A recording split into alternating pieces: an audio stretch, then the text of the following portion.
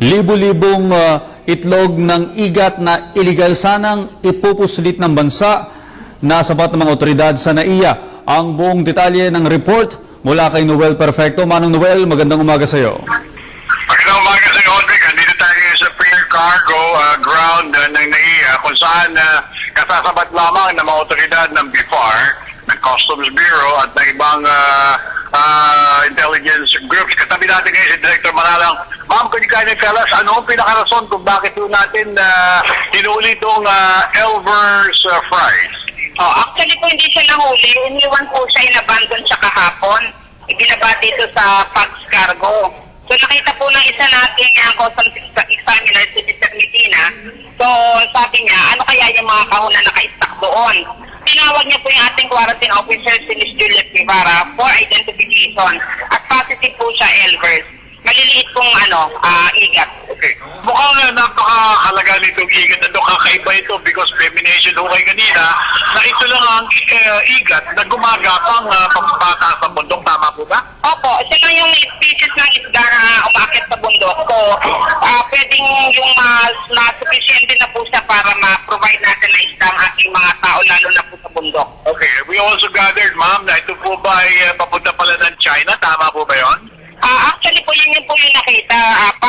Itasakay po sa China Airlines, pero papunta daw pong Kaohsiung, Taiwan. Yan ang sabi ng examiner. Okay. Well, more or less, magkano kaya halaga nito, Direktora? Ang fry po kasi is it ranges from 30,000 pagkamahalan niya. At ang isang kilo ng fry ay 1,800 pieces. So, more or less, 750,000 pesos po itong Okay, because of this, lalo pang paigpitain, ipaigtingin at malalakasin pa ng mga otoridad ito ang pagbabantay sa mga pagbubuslit ng kahalintulad na mamahaling isda na mula dito sa ating bansa. Tama po yun? Tama po yun, kasi po ay mahal po talaga ang igat. Ito po ay, kaya po ito yung export nila or trying na ilabas ito ay ipapakulture po ito sa China and then Taiwan at pwedeng isip na po sa Japan ang malaki. Ito ba yung tinatawag nating unagi? Unagi? Pag lumaki na, so mahal po talaga. So bumabalik lang pala sa ating bansa pag naluluto na. Naluluto pala.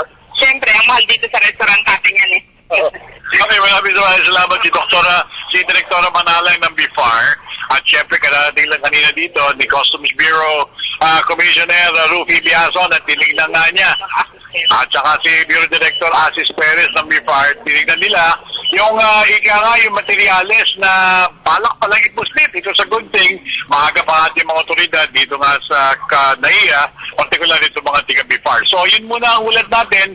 Wala pa rin sa Philippine Airport Ground Support Solutions Incorporated o PARCA o Pier Cargo ng NAIA dito pa rin sa may Paranaque. Kasama pa rin sila Larry Duon at Elvin Navarro, Noel Perfecto para sa Television ng Bayan.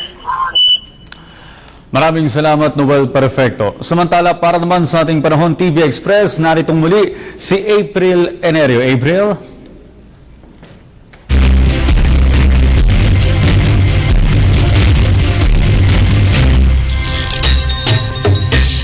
Yes, Audrey, sa lagay ng panahon natin ngayong Lunes, makakaranas ng occasional light to moderate rains ang Mimaropa, Bicol Region at Western Visayas. Ganyan din ang mararanasan nating panahon dito sa Metro Manila na paminsan-minsang mga pag-ulan at pagidlat pagkulog.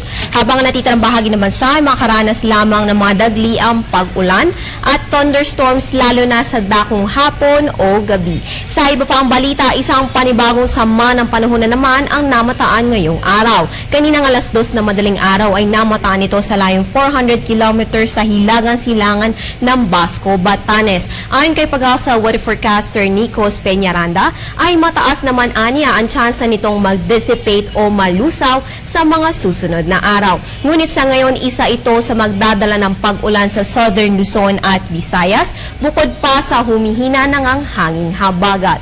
Narito naman ang pagtaya ng panahon sa mga pangunahing lungsod ng bansa.